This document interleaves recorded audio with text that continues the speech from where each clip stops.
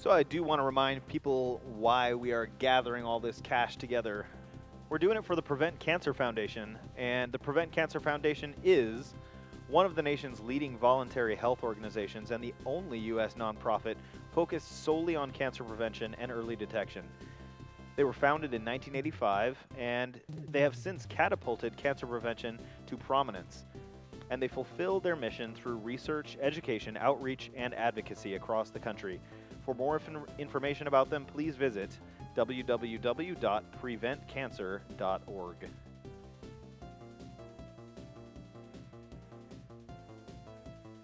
We'd also like to thank Tiny Build Games.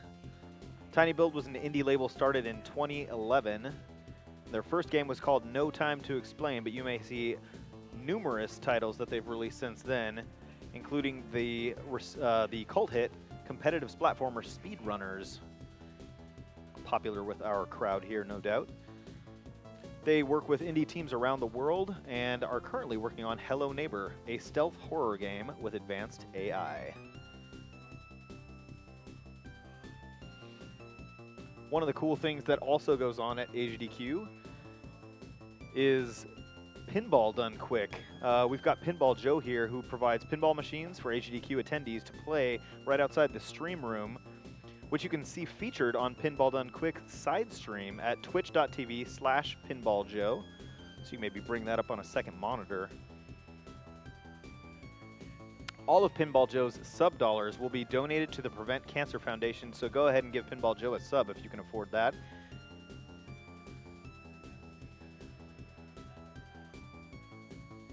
This plus, Major League Pinball is giving away a subscription to the Pinball Arcade to every donor to this AGDQ.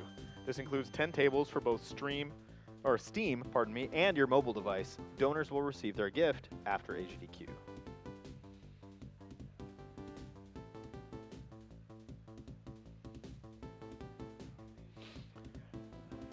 Couple more donations here while we're waiting for Ninja Gaiden 2 to get started. We've got $20 from Kaze Enigma. I loved Ninja Gaiden as a kid. I remember it kicking my butt left and right. Great cause, kill the animals. Man, I remember that too. Those dang birds. We've got $30 from Jim Bob Murphy. I hope that's your real name. Glad to see an old school beat 'em up like Ninja Gaiden played exactly as it was intended, with no beating up. With the lack of killing in this run, we absolutely have to make up for it in Super Metroid. The lives of those animals are a small price to pay for all the ninjas that get to go home to their families.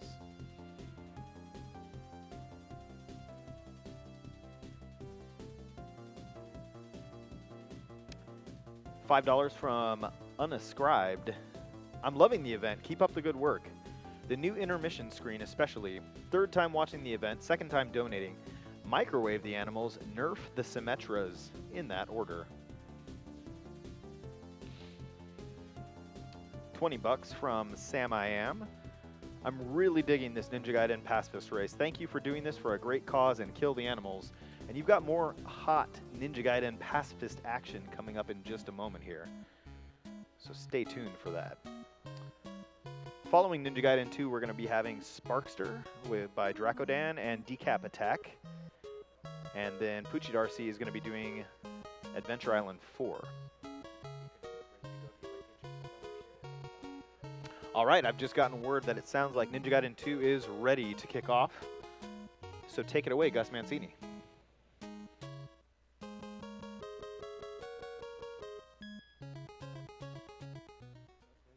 This is Ninja Gaiden 2. We're going to be pacifist just like the last run, meaning I can't kill anything in the stages except the bosses and the stuff within the boss room. And with that, we're going to get started.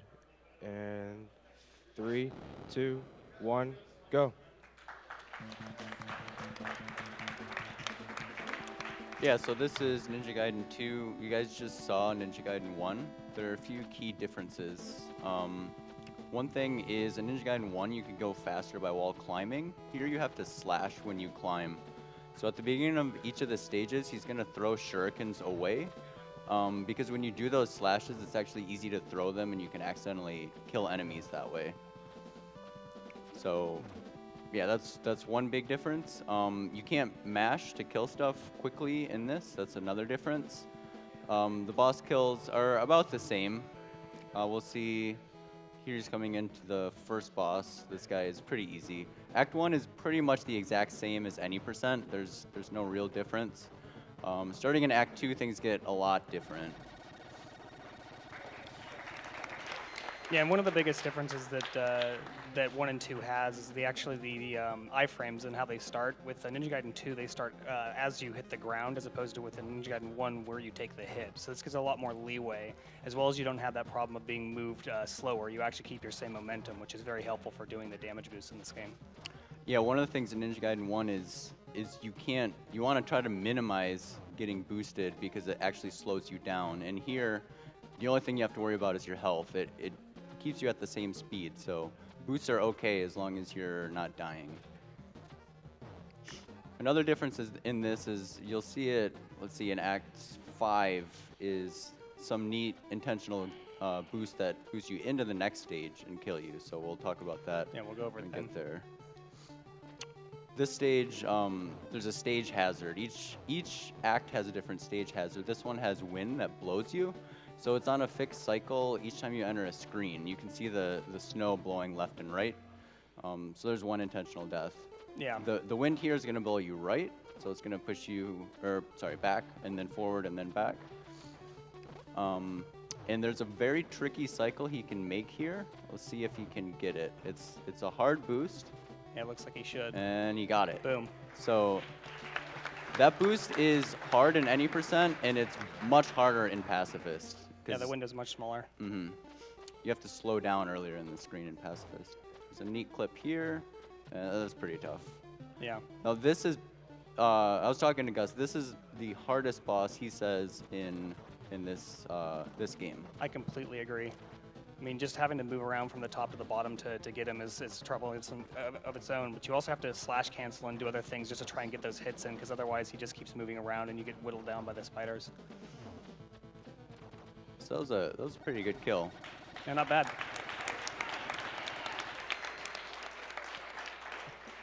This stage has darkness as its hazard, so you can't see what's going on. When I was little, you could play this, you could actually pause the game, and you can see the backdrop, so that's how I got through it then. But now, after you learn the speedrun, it's not too tricky. You just kind of know where everything is, but it makes some of the jumps look interesting. There's a pillar section coming up that's a little bit scary looking if you don't know where they are. He's taking a small delay there to make sure that the walker actually comes closer, because otherwise the window for that boost is much smaller than some of the other boosts that we do in the game. This is 3-2. He's going to need to take a death coming up here.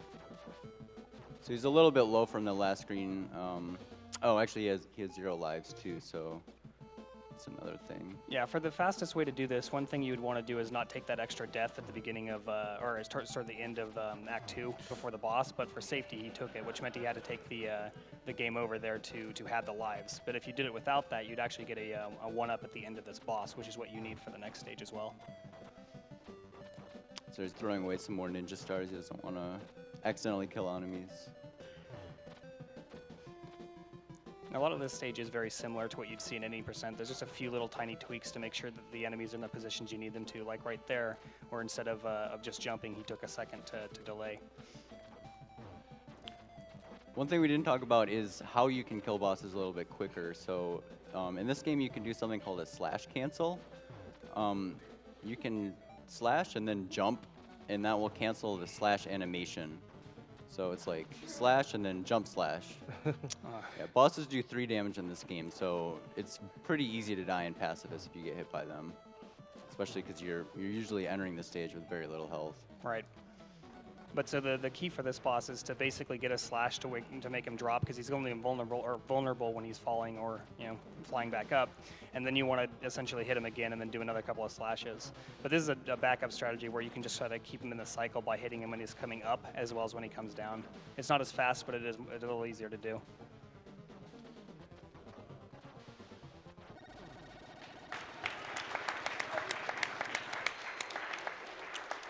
4-1 is very tricky in any percent, and I don't think it's any easier in Pacifist. There's just a lot of enemies, a lot of hazards. The last screen of this stage is very tricky. A very small window. A neat little trick there with the enemy flying around. You take a lot of damage in this screen too. So actually in Ninja Gaiden 1, all of the birds do 3 damage. In this game, only some of them do. So all of the birds in 4-1 will do 3 damage. The bat-looking birds will do 3 damage. Right.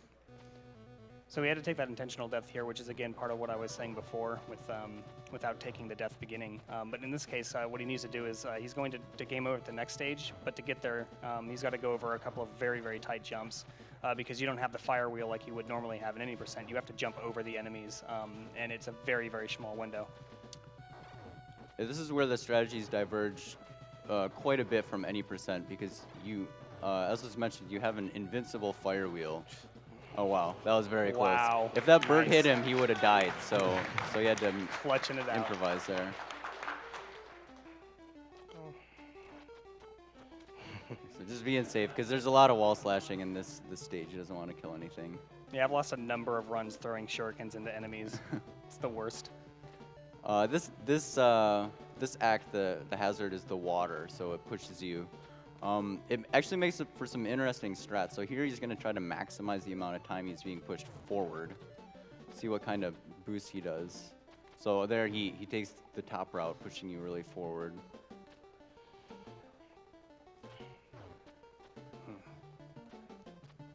These are a couple more of those really tight jumps that you have to really time to miss the hits. Coming up here, you get to see one of my favorite things where you just move that bird off the screen. It's a very helpful strategy for when you're first learning any percent even as well, just because it gets them out of the way. Yeah, this is a very tricky section.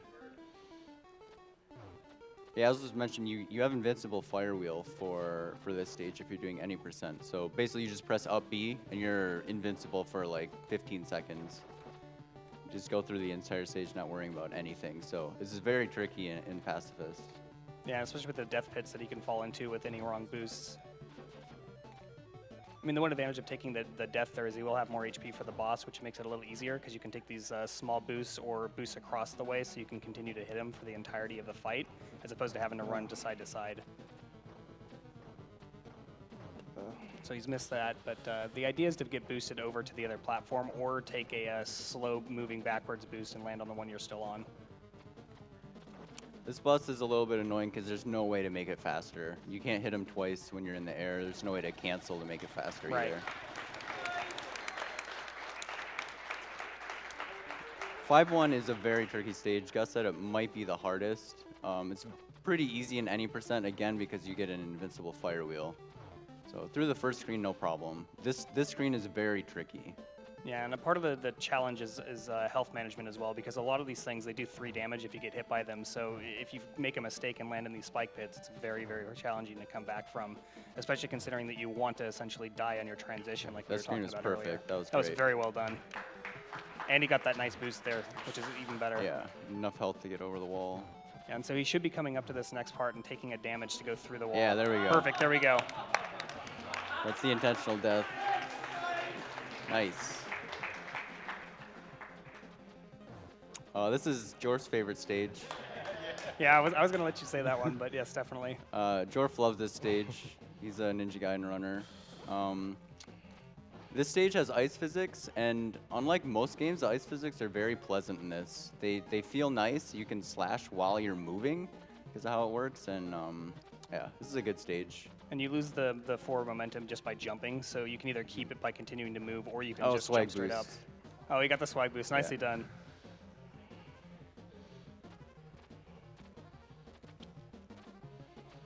There's a neat trick coming up here. Let's see how he does it. You can get up to this platform using the ninja. Or yeah, over the wall it works too. Yeah, there's a few ways you can do that particular screen depending on the setup you get. The boss that's coming up is Ashtar. In any percent, there's a very tricky quick kill you can do here. And even without the quick kill, you can kill him on the second cycle. Pacifist makes it a lot harder. This is one of the slowest bosses. He's also an RNG in the sense of where he kind of appears on the screen, so you kind of have to read what's going on. You can get up to 5 slashes per jump here if you do very well with canceling and everything, but typically you'll get somewhere between 3 and 4. on a good fight. Because of how he spawns, casually this is very tricky, but he has a spot on the right there. If you're right in that area, you'll be safe from all of the flames that spawn. And again, the flames do 1 damage each. He does 3 damage, so getting hit by a flame is not a big issue, but you don't want to accidentally jump into the boss. That's true for all bosses. Yeah, and with this one, because you're trying to weave around these fires as well, like you can easily jump into the boss when you're doing your slashes. So this is a particular one where it's a lot trickier.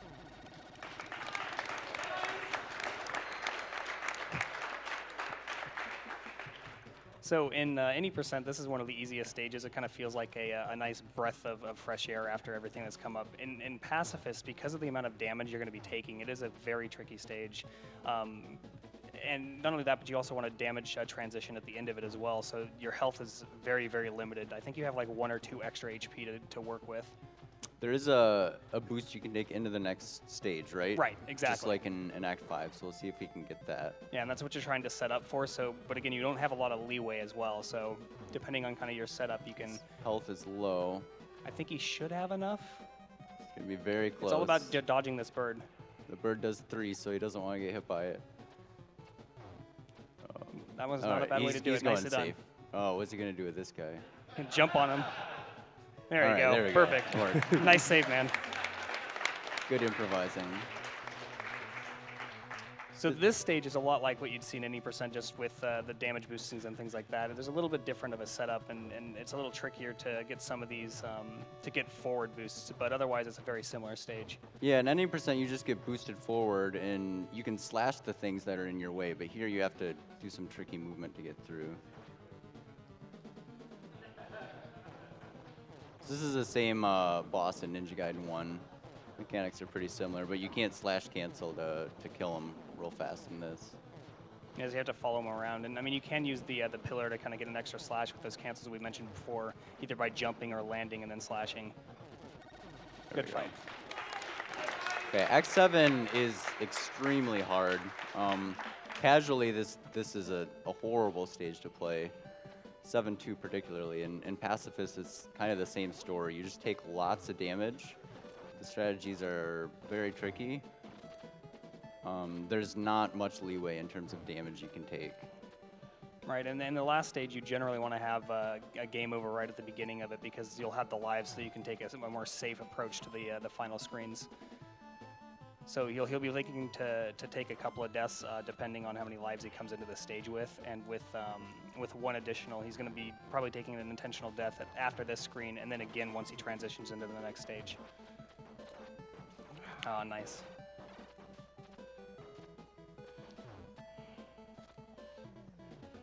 So there's the first intentional death, and this will allow him to take that death at the beginning of the next stage, like I was saying. There's a pit right at the start of 7-2, so be able to die. And then 7-2 is, there's just enemies everywhere. The birds do 3 damage in this stage, so health is a big issue. Most things do 2 or 3 damage here, so something you have to worry about. And that's why we throw the shurikens. There's a weird property about them in some cases where they'll actually wrap around to the other side of the screen. It's okay, no one saw it, don't worry about it. Oh yeah, no, that didn't happen.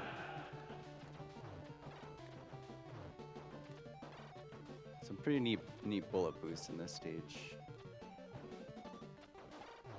Oh. Nice recovery though. His health should be okay. He's gonna go for a tricky jump here. Oh, he didn't get it. Almost.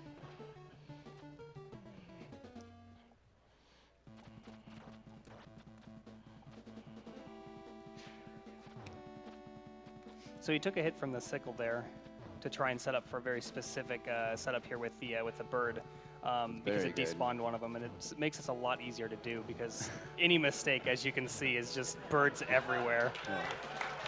Nicely done, though.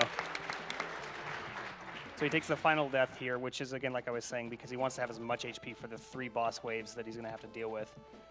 Yeah, just like Ninja Gaiden 1, there's 3 forms of the last boss. They're quite a bit different, though, in Ninja Gaiden 1.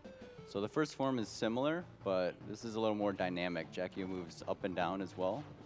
You can see him using the slash canceling actually to hit Jackie here. Yeah, you use the wall to essentially do a slash climbing technique, which allows you to hit him very quickly. And then after that, it's about kind of dodging, because you want to conserve your health as much as you can, and then just hit him as often as you can. The hitbox is really small as well. It's basically just the star in the middle of his body. Nicely done. The second form is one of my least favorites as well. Basically, you're dealing with a pattern of drips from the ceiling, as well as these fireballs he's throwing out of his face. And you have to kind of be at the tip of your jump to get the hits. So essentially, there's no way to really speed it up, but you have to kind of weave in and out of these drips, as you can see here. Yeah, and the thing he spits at you, that does 2 damage, Yes. right? And the drops only do 1. So you wanna, if you're gonna get hit, you wanna get hit by a drop. But the hitbox is very, very bad. It's hard to hit him. Right, we're on to the Nicely last done. form. So you're going into the last phase with a lot of HP, which is very helpful. It's going to allow him to take a little bit more risky strategies and doing more damage to the head, because basically you have more HP to work with, and you don't have to worry so much about dying. So this allows him to take damage boosts and continue to hit the head as often as possible.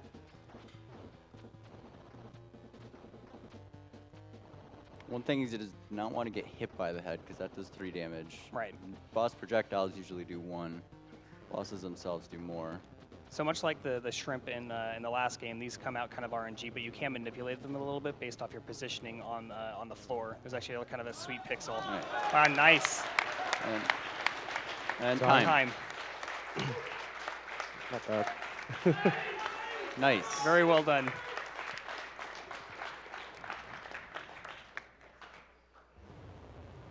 Yeah, so the world record for this run is 14:38, I believe, by Yeah. me. I don't remember off the top of my head.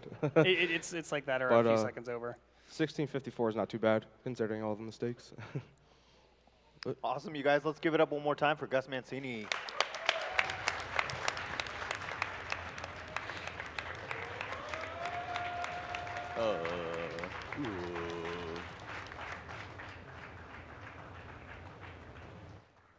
All right, we are going to have an interview coming up with our 2 Ninja Gaiden runners, but just before that, we're going to kick it over to a Twitch ad.